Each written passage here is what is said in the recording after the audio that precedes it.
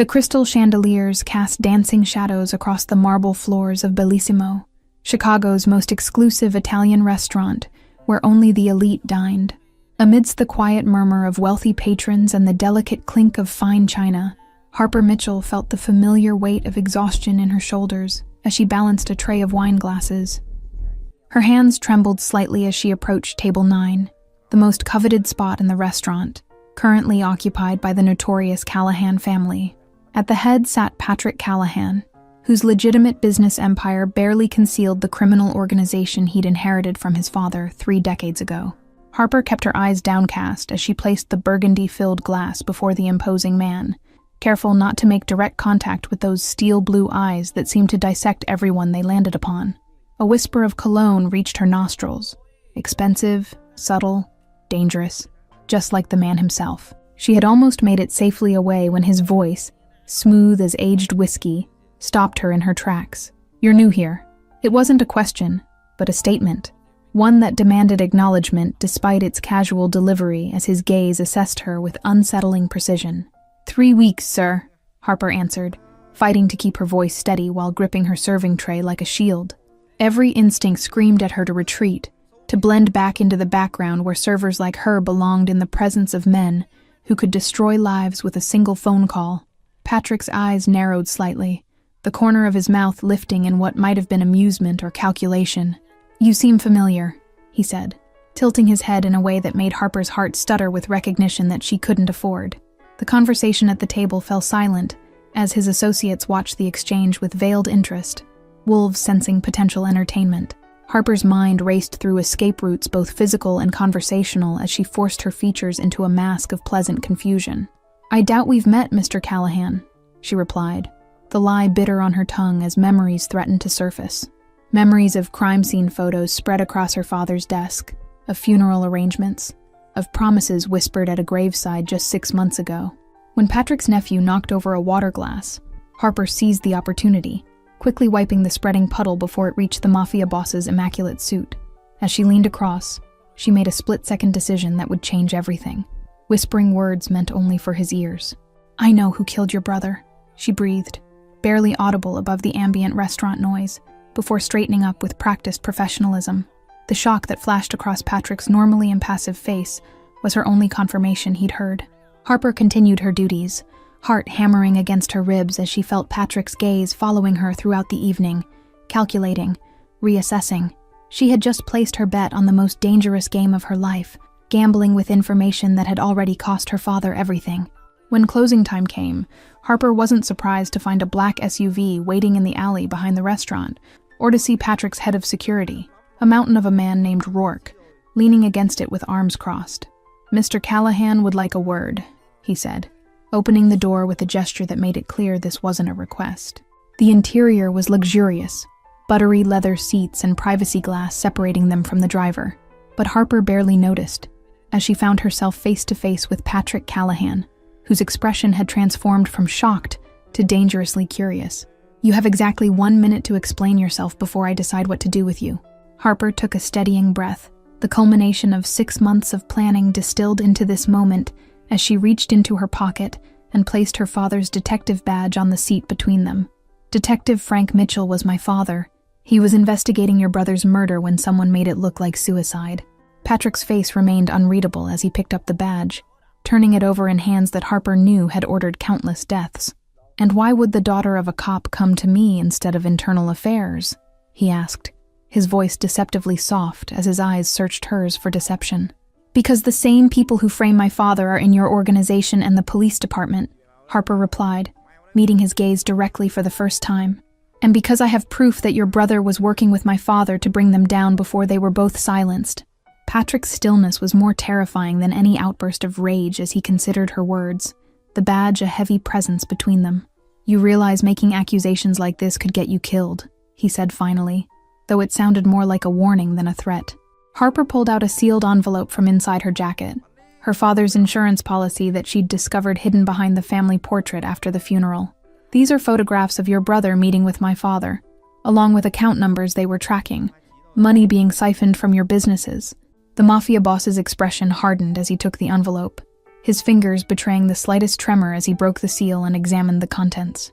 The photographs showed his younger brother David in what appeared to be clandestine meetings with Detective Mitchell, both men looking over documents with grave expressions. "David always was the idealist," Patrick murmured, almost to himself, a flash of grief crossing his features before being carefully tucked away. He wanted to clean up the family business, make it entirely legitimate before his daughter was old enough to understand what we do. Harper hadn't expected this moment of vulnerability, this glimpse of the man behind the ruthless reputation. "My father believed in justice more than the system," she explained, the words catching in her throat as she remembered Frank's late-night ramblings about corruption reaching to the highest levels. Patrick studied the account statements, his businessman's mind connecting dots that confirmed suspicions he'd harbored since his brother's death. "Charles Wendell," he said, naming his longtime financial advisor whose signature appeared on several transfers, and Captain Brooks from the 31st Precinct. The revelation hung in the air between them, confirmation of betrayal from trusted lieutenants in both their worlds. "They've been working together for years, bleeding your operation while using police resources to eliminate anyone who got too close," Harper explained, reciting the theory her father had pieced together. Patrick's eyes darkened with a cold fury that made Harper instinctively press back against the seat. "And you've been serving drinks at my table for 3 weeks, gathering information, planning this moment," he stated, a new assessment in his gaze that mixed respect with wariness. "I needed to be certain you weren't involved," Harper admitted, her honesty perhaps her only defense now that she'd played her hand. "My father believed your brother was trying to protect you from what he'd discovered." Patrick was silent for a long moment, weighing options with the calculation of a man accustomed to making life-or-death decisions. "You've put yourself in considerable danger coming to me," he finally said, tucking the evidence carefully into his jacket. "There are people in my organization who would kill to keep this quiet." Harper felt the weight of fear and determination in equal measure as she replied, "They've already taken everything from me. My father, our reputation, our home." The bitterness she'd carried these past months colored her words, despite her attempt at composure.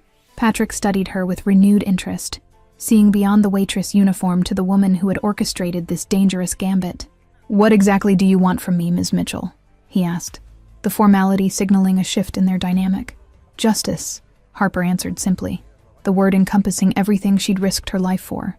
"And I believe you want the same for your brother, regardless of which side of the law you operate on." "Justice takes many forms in my world," Patrick responded, his tone measured as he made a decision that would irrevocably bind their fates together. "You'll come with me to a secure location, while I verify everything you've shown me." Harper recognized the protective custody for what it was, both shelter and elegant imprisonment, but nodded her agreement, having anticipated this outcome when she'd packed a small go-bag hidden in her locker. "I have evidence at my apartment that could help identify everyone involved." Patrick's eyebrow raised slightly, appreciative of her foresight despite himself. "Rourke and Elise will accompany you to retrieve your things," he said, gesturing to his security chief and the woman driver Harper hadn't noticed until now, who turned in her seat with watchful eyes. The safe house was a surprise, not the sparse warehouse or fortified compound Harper had imagined, but an elegant brownstone in Lincoln Park with tasteful furnishings and state-of-the-art security. "You'll stay on the 3rd floor," Patrick instructed as Rourke carried her duffel bag inside. "Consider yourself my guest, though I'm afraid you can't leave until this matter is resolved." Harper took in the gilded cage with a mixture of appreciation and wariness, noting the keypad locks and discreet cameras monitoring all entrances. "How long?" she asked, the practical question of a woman who had already calculated the cost of her choices. Patrick's smile held no warmth as he replied, "That depends entirely on how complicated your father's investigation turns out to be." He gestured toward a sleek laptop on the coffee table. "I'll need you to compile everything you have. Leave nothing out." For 3 days, Harper barely saw Patrick as she organized her father's scattered investigation notes into a coherent narrative, connecting money trails to suspicious deaths labeled as accidents or suicides. Sleep came in fitful bursts, haunted by memories of her father's obsession in those final weeks. On the 4th morning, Harper descended to the kitchen to find Patrick at the table, suit jacket draped over a chair, as he reviewed her compiled evidence with a focus that reminded her uncomfortably of her father. "Your work is thorough," he acknowledged without looking up. "I was studying forensic accounting before." Harper trailed off, the scholarship she'd lost after her father's disgrace still a raw wound. "The patterns are clear once you know what to look for. They've stolen almost 40 million from your operations over 8 years. Patrick's eyes met hers with a newfound respect that sent an unexpected shiver down her spine. Wendell has called an emergency meeting for tomorrow night, claiming discrepancies in our quarterly reports, he said, the trap already taking shape in his mind.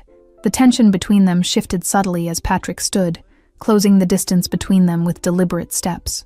You understand that once we move against them, there's no going back, he warned, his proximity making Harper acutely aware of the dangerous man behind the businessman facade. Harper nodded, her throat suddenly dry as she recognized the weight of their partnership. I stopped having the luxury of going back the day I found my father with a bullet in his head and a fabricated suicide note beside him. 2 weeks passed in a strange rhythm of strategy sessions and uneasy cohabitation, with Patrick dividing his time between legitimate business meetings and secret preparations. Harper found herself studying him when he wasn't looking, reconciling the ruthless crime boss with the man who placed fresh flowers beneath his brother's photograph each morning. The breakthrough came unexpectedly as Harper reviewed security footage Patrick had obtained from his brother's building. "Stop," she gasped, pointing to a familiar silhouette in the corner of the frame. "That's Detective Walsh. He testified that he was across town that night." Patrick's shoulder pressed against hers as they hunched over the laptop, his cologne mingling with the coffee on his breath. "The timestamp puts him there 20 minutes before the estimated time of death," he confirmed, their shared discovery creating an electric current between them. That evening, Rourke brought takeout from a small Italian place that wasn't on any delivery apps, setting out containers of pasta that smelled like heaven after days of tension. "My mother's restaurant," Patrick explained, opening a bottle of wine that probably cost more than Harper used to make in a month. The meal shifted something between them as Patrick shared stories of growing up in the family business, of protecting his younger brother from the harsher realities while envying his freedom to pursue legitimate dreams. He was studying law. "Did you know that?" he asked, swirling amber liquid in his glass. Harper found herself revealing pieces of her own childhood, how she'd followed her father to crime scenes, her talent for numbers making her his unofficial assistant by 16.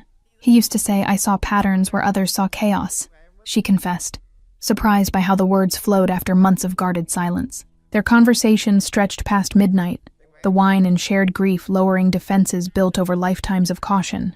"You would have made an excellent detective," Patrick observed, his eyes lingering on her face with an intensity that had nothing to do with their investigation. The next morning brought reality crashing back when Elise burst into the brownstone, blood seeping through her jacket sleeve from what was clearly a bullet graze. "They made Walsh," she reported grimly to Patrick. "He's dead, and they know someone's been asking questions." Patrick's demeanor changed instantly, the casual warmth of the previous evening replaced by cold efficiency as he issued orders into his phone. "The safe house has been compromised," he told Harper, pressing a sleek handgun into her palm. "Stay close to me and remember what we practiced." The SUV took them through a labyrinth of side streets and alleyways, eventually pulling into a private garage beneath a high-rise overlooking Lake Michigan. "My personal residence," Patrick explained, as they rode a private elevator to the penthouse. "Only 4 people know this location." The space was unexpectedly warm despite its modern luxury. Bookshelves lined with well-read classics, photographs of family gatherings, a piano in the corner with sheet music still open. This glimpse into Patrick's private world humanized him in ways Harper wasn't prepared for. Patrick moved through the apartment checking security measures, his jacket discarded to reveal a shoulder holster that seemed as much a part of him as his expensive watch. "We need to accelerate our timeline," he said, loosening his tie with a sharp tug that drew Harper's eye to the column of his throat.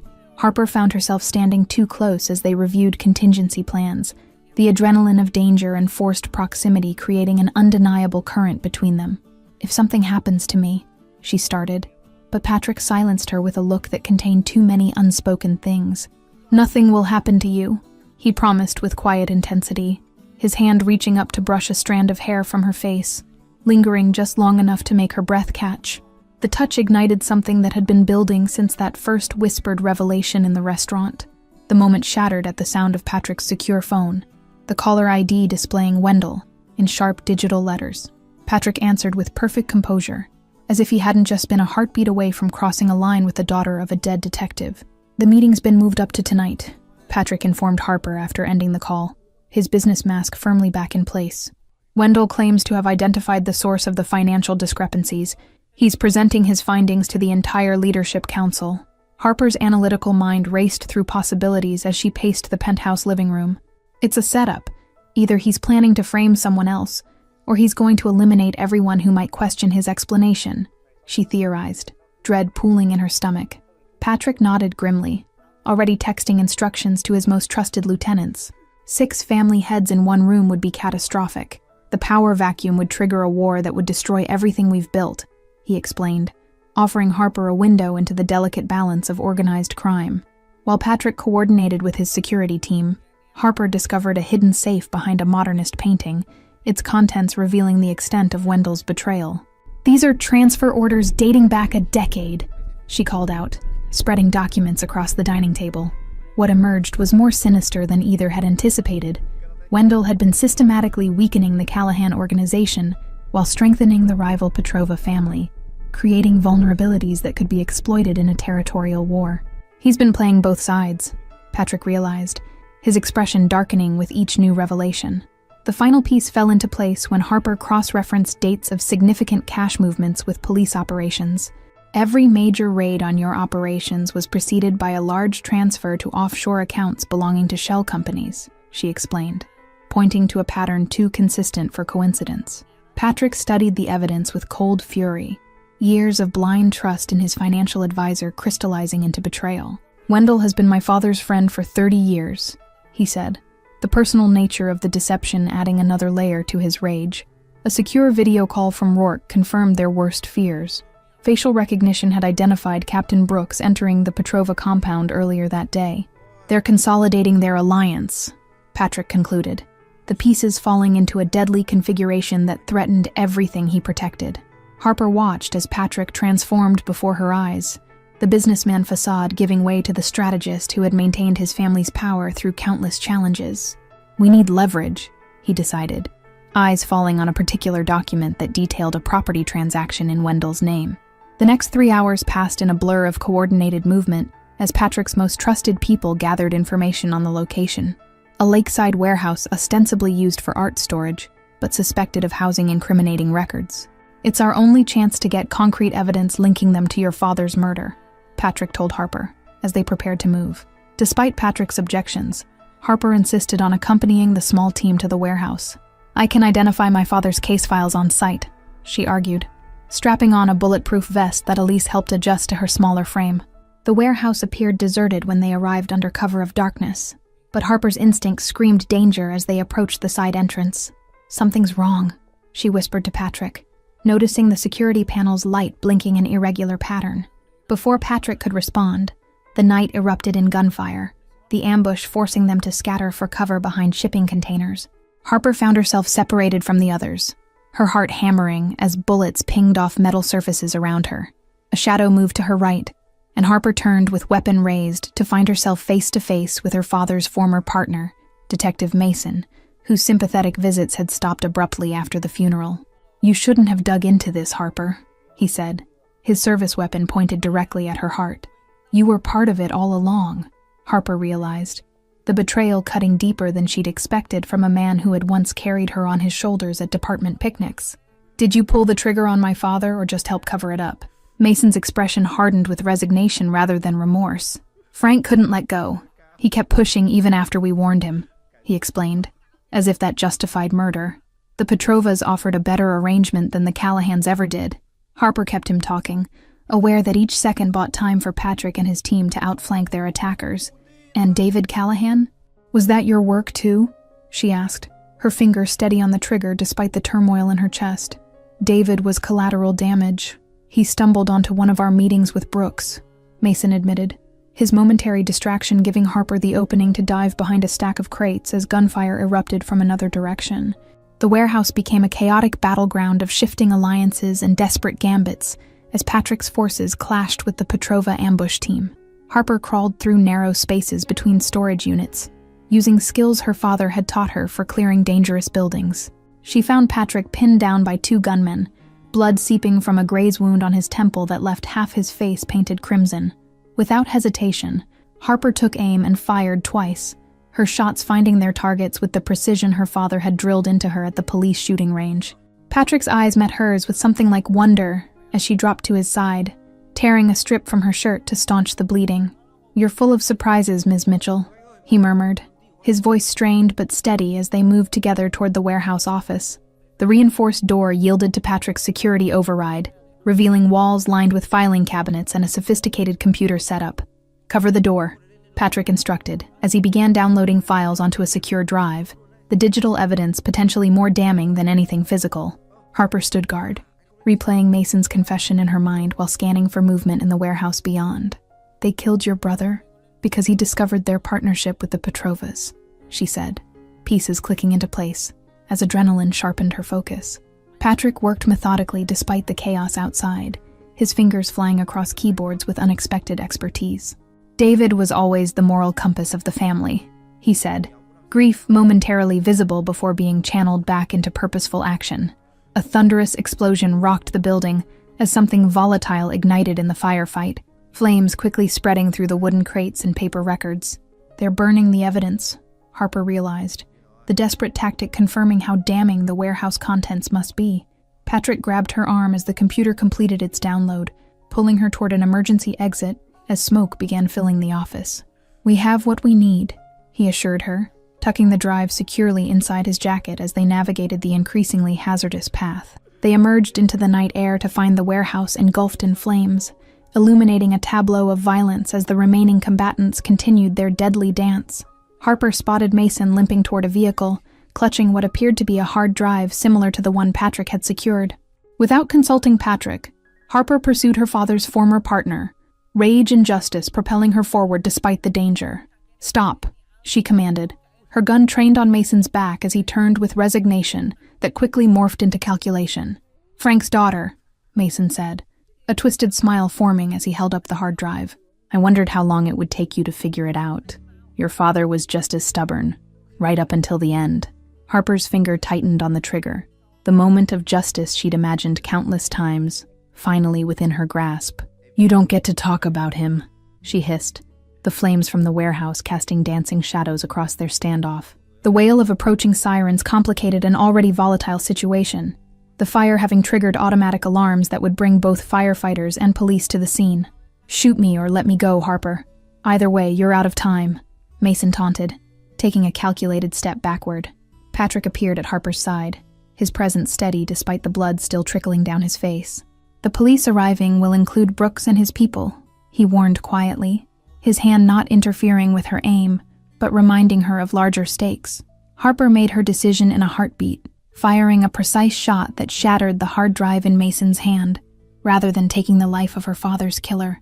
"You don't deserve a quick end," she told him, as his face contorted with rage at the destroyed evidence. Patrick moved with unexpected speed, disarming Mason with a practiced strike, before securing him with zip ties pulled from his jacket pocket. "He's our insurance policy," Patrick explained to Harper, as they dragged the struggling detective toward where Rourke waited with the vehicle.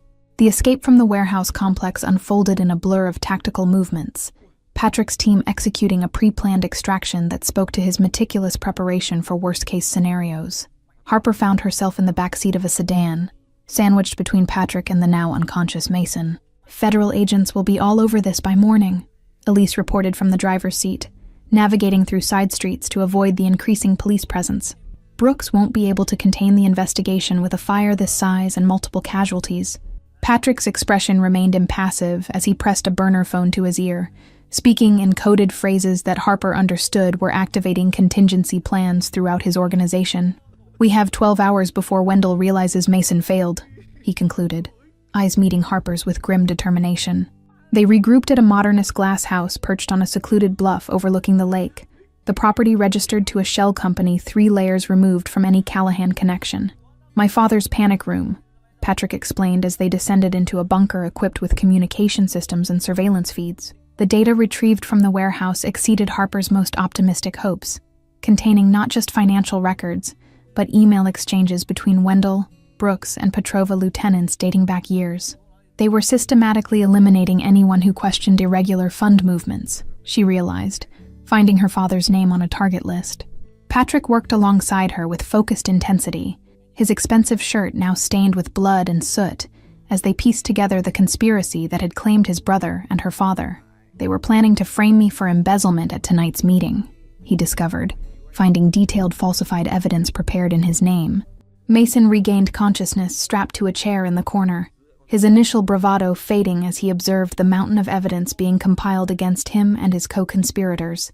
"The Petrovas will kill you all," he warned, though fear had begun replacing the confidence in his voice. Harper approached her father's former partner, controlling the rage that threatened to consume her as she held up a photograph of David Callahan's murder scene. "You're going to give us a full confession on video," she informed him. Not a request, but a statement of fact as Patrick set up recording equipment. What followed was a methodical deconstruction of Mason's resistance, with Harper leveraging her intimate knowledge of police psychology, while Patrick occasionally interjected with specific questions about financial transactions. By dawn, they had a comprehensive recorded confession implicating Brooks, Wendell, and 3 Petrova captains in both murders. The morning brought news reports of a gang-related warehouse fire, with multiple fatalities, the official narrative already being shaped by Brooks' influence at the department. Harper watched the coverage with detached analysis, recognizing the reporter as someone who frequently published stories favorable to the police. Patrick entered the bunker's main room freshly showered, the wound on his temple professionally dressed, bringing coffee that smelled like salvation after their sleepless night. "The meeting with the family council is still scheduled for noon," he informed her, the calm in his voice belying the danger they faced. Harper accepted the steaming mug, their fingers brushing in a moment of connection that felt incongruous amidst the chaos. "Wendell will be desperate once he realizes Mason and the warehouse evidence are gone," she reasoned, strategic thinking overriding her physical exhaustion. The next hours passed in a flurry of encrypted communications and tactical planning, with Patrick's most trusted lieutenants receiving specific instructions for the council meeting. "Wendell expects me to walk into an ambush," Patrick explained as he secured a weapon beneath his fresh suit jacket. Harper reviewed their compiled evidence one final time, organizing it into irrefutable proof that would satisfy both criminal organizations and law enforcement. "We need to separate Brooks from his protection detail," she noted, identifying the police captain as their most dangerous remaining opponent. The solution came from an unexpected source as Mason, perhaps seeking to mitigate his eventual punishment, revealed that Brooks maintained a secret office for meetings with Petrova representatives. "Basement level of the Meridian building, accessible through the parking garage," he disclosed, desperation evident in his cooperation. Patrick studied Harper with an unreadable expression as the final pieces of their countermove fell into place. "You understand that once we execute this plan, there's no going back to your normal life," he said, the weight of his words hanging between them like a physical presence. Harper thought of the empty apartment she'd once shared with her father, of the promising career derailed by his supposed disgrace, of the lonely months spent plotting revenge that had led her to wiping tables at Bellissimo. "My normal life ended the day they killed him," she replied, certainty replacing the doubt she'd carried for so long. The plan required precise timing and flawless execution. While Patrick confronted Wendell at the council meeting with partial evidence, Harper would accompany Rourke to capture Brooks using Mason as bait. "If anything feels wrong, you abort immediately," Patrick instructed, concern breaking through his composed exterior. Harper recognized the protective instinct behind his directive, so at odds with the ruthless crime boss the world believed him to be.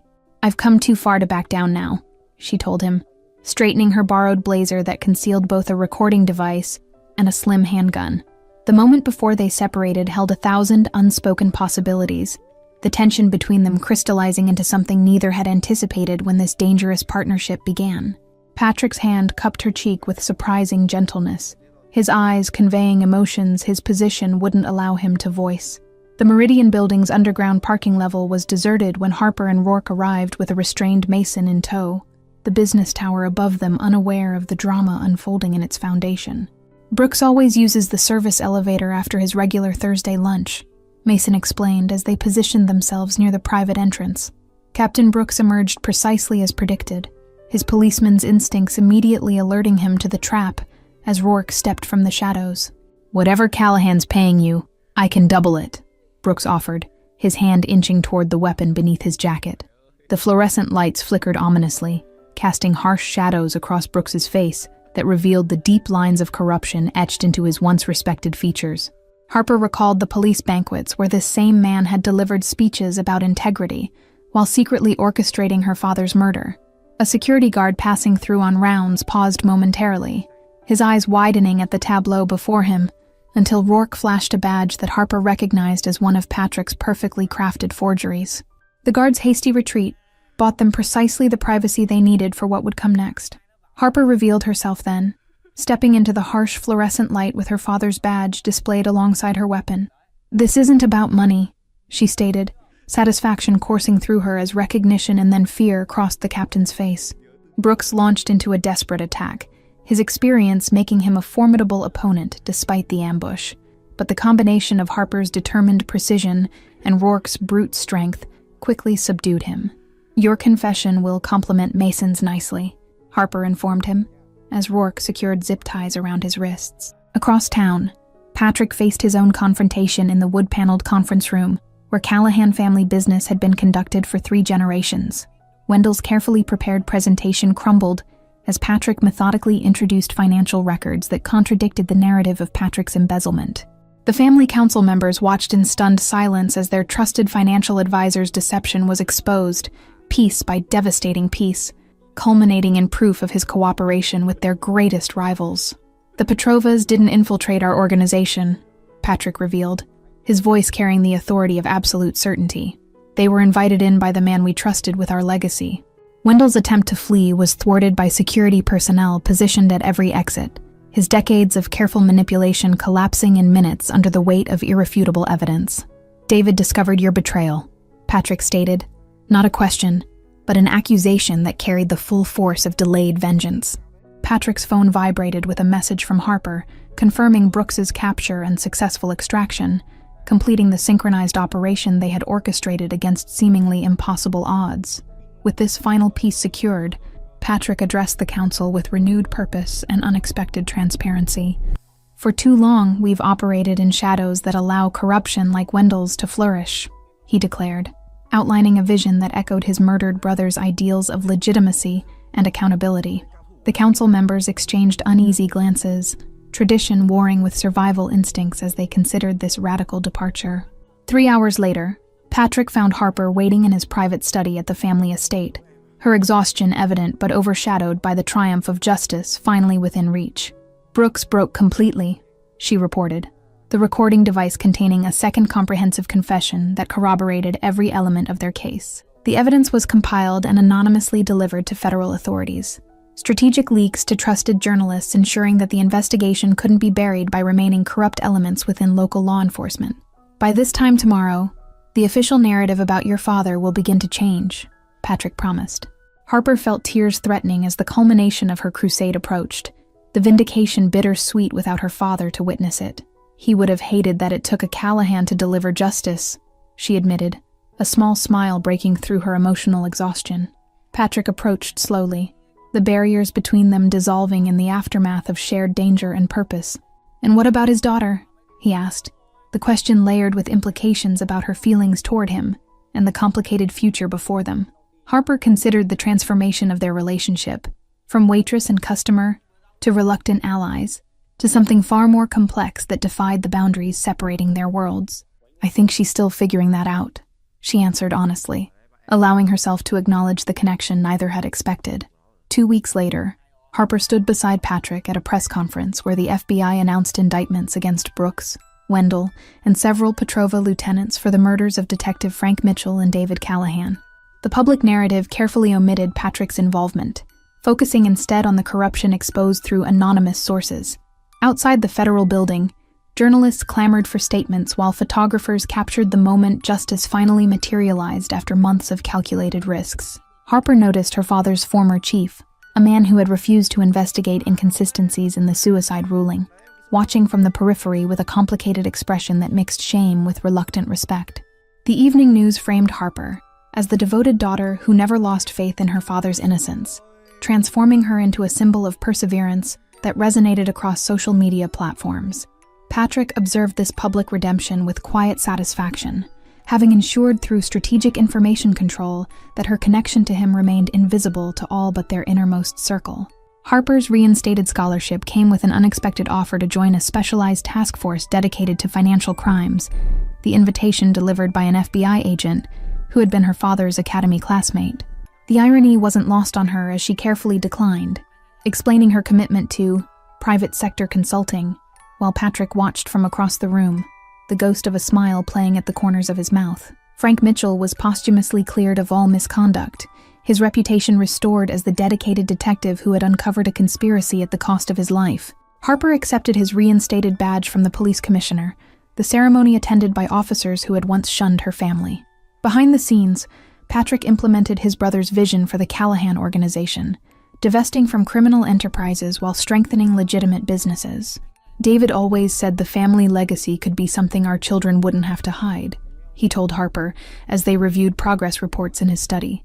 The transition would take years and face resistance from those accustomed to old methods, but Patrick approached the challenge with the same strategic brilliance that had allowed them to dismantle a conspiracy others had deemed untouchable. Harper found herself increasingly involved in the legitimate side of operations, her financial expertise proving invaluable. Their personal relationship evolved with cautious deliberation, both aware of the complications their backgrounds presented and the scrutiny they would face from both sides of the law. "We make an unlikely pair," Patrick observed one evening, as they shared a quiet dinner in the same restaurant where Harper had once whispered her dangerous revelation. Harper smiled as she watched him wipe the table between them, a gesture that echoed their first encounter, but now carried the weight of everything they'd survived together. "Sometimes the most unlikely combinations create something extraordinary," she replied, reaching across to take his hand in full view of the restaurant that had witnessed the beginning of their improbable journey. Thank you all for following this story. If you enjoyed it, please write in the comments where you're watching from. And don't forget to like, subscribe, and share this video, as your support is essential for me to continue creating content like this. А все равно, сути дела не меняет, зарплата плюс-минус везде там, больше, чуть меньше. И, наверное, это все, вот эта общая ситуация, наверное, у многих привела, во-первых, сфера развлечений, да, всякие там кредиты и так далее, настолько загоняют каждого в задницу человека. И об этом на самом деле никто так-то не говорит. Какое количество сейчас, допустим, даже в те же сложные времена такие, когда вот сейчас идет там специальная военная операция, да, где люди вообще умирают, в принципе, за какую-то сумму денег. То есть какая мотивация, то есть у мужика идти типа на войну, воевать и заработать денег? Потому что он вот в обычной жизни не понимает, типа, как реализовать себя. Он понимает, что он может пойти работать на какую-то работу, где зарплаты его все равно не будет хватать. Тут тоже двойственная сторона. Хорошо, когда она есть, плохо, когда ее нету. Да, вот это маленькая даже зарплаты. Но морально-то ты все равно подавлен. Ты понимаешь, да, я там пойду туда, но смысла мне этого не принесет большого. Да, у меня там станет, если я вообще не работаю и буду работать за 50 тысяч, хорошо, что они у меня есть, я смогу там покушать себе купить, но это же дизмораль. Когда ты заходишь в интернет и видишь, как люди там в Дубае летают, покупают себе огромное количество автомобилей какие-то, много всего такого, что ты за эту зарплату себе никогда в жизни позволить не сможешь. И как человеку оставаться морально типа сильным? Что ему нужно делать? Наверное, во-первых, это, наверное, все от семьи исходит, да? То есть, какая семья у тебя, как она построена. Если ты один живешь, это сложно, да, ты будешь сам себя, у тебя опять-таки, возможно, родители, если есть, которые друзья поддержат тебя в какой-то момент, хотя бы просто отвлекут тебя от этих мыслей. А если у тебя, к примеру, там семья, жена, к примеру, да, есть дети, то тут, наверное, поддержка только от них исходит какая-то. Вот. Чтобы не упиваться в своих мыслях о том, что какая нынче сложная жизнь. И, наверное, других-то вариантов, в принципе-то, и нету. Какие вот еще варианты, в принципе, поменять свою жизнь настолько, чтобы она была, ну, казалась тебе удачной, да, реализованным себя в жизни, в чем-то. В чем, вот как проявляется на самом деле у нас реализованность? Наверное, у 90% случаев это финансовое благополучие, финансовая независимость. Это, наверное, одно из таких ключевых моментов, когда человек, наверное, считает себя реализованным, да, в этой жизни. То есть, как добиться этого? То есть, с учетом того, что даже возьмем нашу страну, да, сколько миллионов людей здесь живет, как каждому добиться этого результата? Непонятно.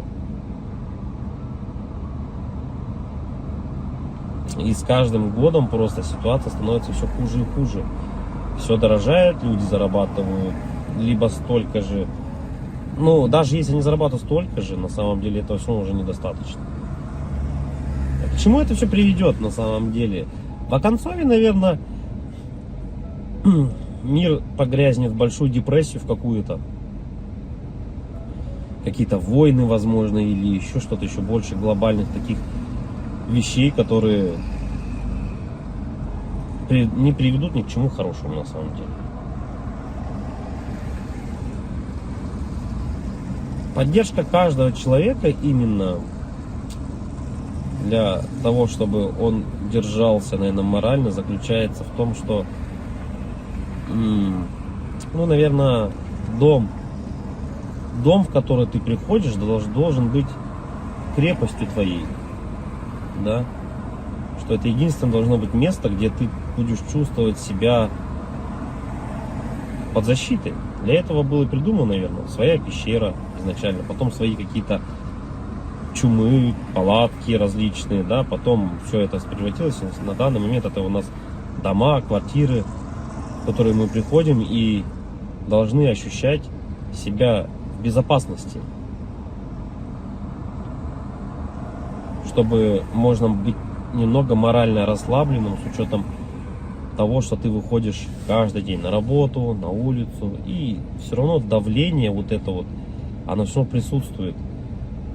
Когда ты заходишь в магазин, видишь цены эти, да, и так далее, не можешь себе что-то там приобрести, позволить на ежедневной основе, это откладывает большой, наверное, отпечаток.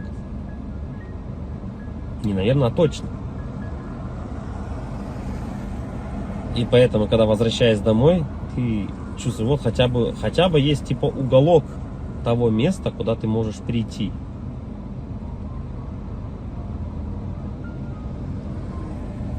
Уголок на самом деле человеку много тоже не надо.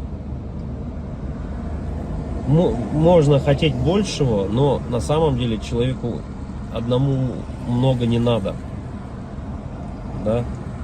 Ему нужно спальное место, спокойное место, где можно подумать. Ну, это когда ты один, к примеру, да? Когда у тебя есть семья, к примеру, ты приходишь домой, опять-таки, и тут хотя бы, да, поговорить о каких-то вещах. Просто об отрешенных вещах, наверное.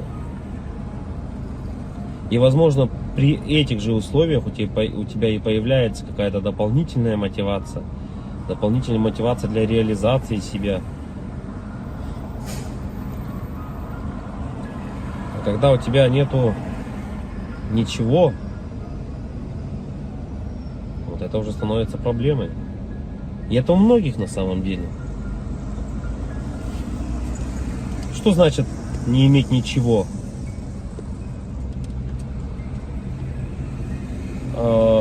Тут, наверное,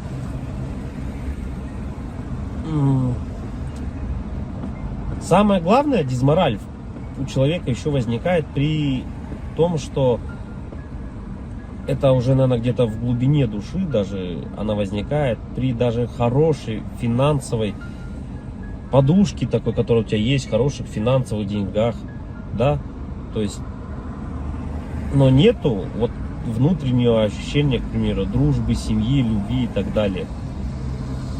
Это уже отдельно на самом деле разговор, потому что мы, вот, к примеру, можем взять как сейчас вот Мелстрой, если кто-то смотрит, насколько тяжело обладать такими финансами и не иметь по сути ничего. Ни друзей, ничего не иметь. Так главное это получается для бедных главное деньги, для богатых главное какое-то внутреннее ощущение нужности, не из-за денег. Вот такое вот. И эта борьба какая-то такая и вот эти два слоя общества, богатые и бедные, они друг друга не понимают. На самом деле из-за этого, возможно. Потому что богатый человек, он уже не смотрит на деньги, он не считает эти деньги.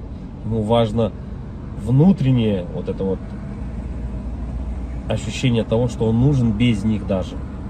Это как Тони Старку сказали: а кто ты без костюма?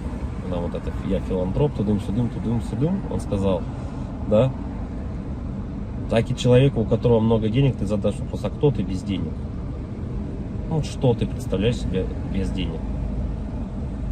Вот и это, наверное, возможно, таких людей богатых, как вот, например, там Мелстрой, задав ему этот вопрос: а кто ты без денег? Он на него ответить-то и не сможет. Обратная сторона людей бедных, да, вот если мы посмотрим, человеку